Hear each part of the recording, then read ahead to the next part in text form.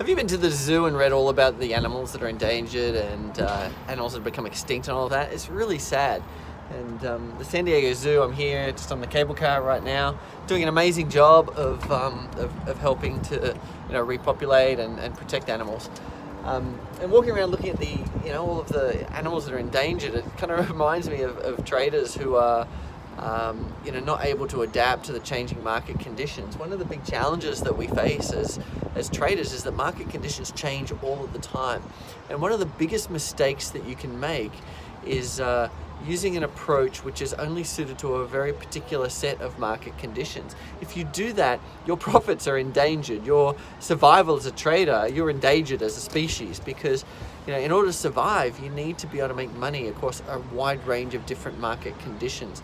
So that means a couple of things. Either you have a trading system which is really robust and stable and manages to make some money over all market conditions, which is actually really tough because markets go up and markets go down. Or the other thing that you can do is have a number of different trading systems that each profit from different types of market conditions, smooth trending markets, volatile sideways markets, declining markets. And the skill that you need in order to develop those different trading systems is the ability to backtest and design your own trading systems. So one of the biggest mistakes that traders make is not having systems or approaches that are profitable in different market conditions. If that's you, then you need to learn how to design and backtest your own trading systems so that you can develop systems that profit from different market types, different types of market conditions, so that you're not endangered as a trader, so that your profitability is not endangered. Because the last thing you want to do is become one of those extinct traders. There's enough traders who have blown up in this world. You don't need to be one of them.